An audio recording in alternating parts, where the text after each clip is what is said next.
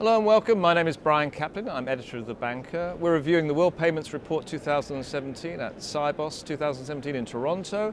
With me is Christophe Vergne of Capgemini and Bruno Mellado of BNP Paribas. So Christophe, let's start off with the overall trends and what's kind of growth we've seen in the whole non-cash transaction business. Brian, we've been reporting on continuous 10% growth, two-digit growth in the last decade or so.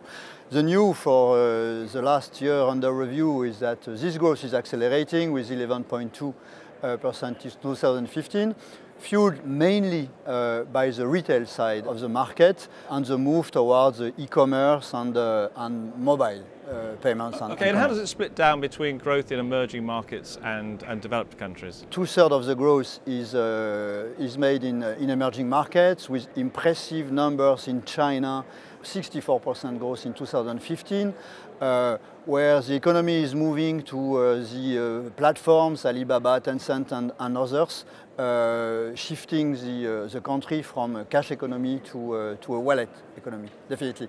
But there is also growth in our mature markets, which is a good news. 3 times GDP at a pace of 5–6% depending on countries, meaning that the entire industry is benefiting from customer demand. Okay, so growth everywhere. So let's move on to regulation now, Bruno, because that's a key part of the report. When we had the financial crisis, the regulation was all about let's make banks more safe, secure, more capital, more liquidity. But now the character of regulation seems to have changed, is that right? Well, I think you indeed have the first part that you're mentioning, but then as well there's another flavor of regulation which is about opening the financial services market. And in the report you can see a very nice wide level of regulations coming ahead in the coming years.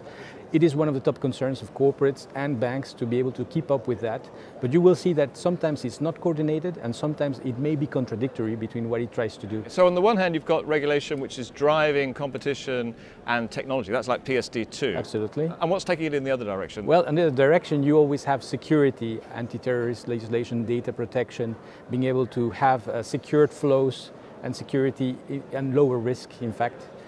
But at the same time you need to open up the landscape of financial services while doing that. So it is an interesting coming years to try to balance both objectives. Okay, so this leads us on to sort of one of the central ideas in the report, which is we're building up a payments ecosystem, aren't we?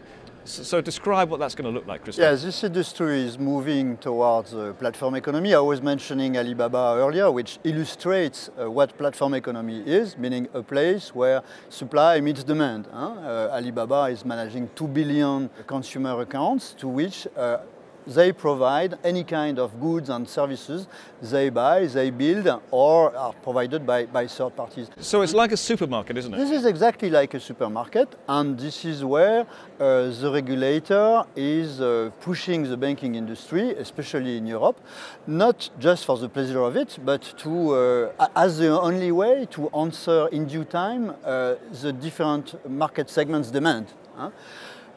So with instant payment, with PSD2, with different standards, right, the regulator is putting in place the building blocks for the industry to reorganize as a platform economy. For a completely new world. So Bruno, what this means as a banker, it means you're going to have to collaborate with fintechs and people who are competitors. I mean, how do you feel about that? It's actually going very well, I think, because there are a lot of opportunities to improve the financial services. So new companies, being fintechs or the more regular IT vendors, have better services in terms of technology, in terms of new solutions. Right. The key for the bank is to be able to integrate that into a value chain that is secure, that it's meeting the corporate expectations, and that's going to be the name of the game. Fintechs are very open to collaborate with banks as customers, as clients, as partners.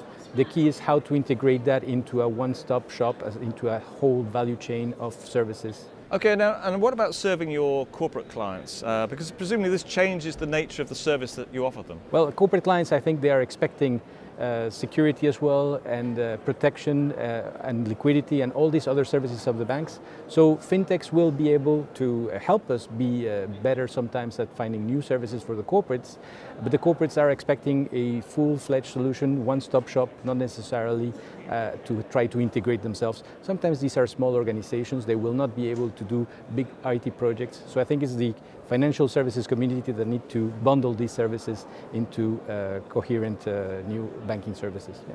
Bruno and Christophe, thank you very much. You've been watching our review of the World Payments Report 2017. Make sure you get your copy. Make sure you read it. Thank you very much for watching.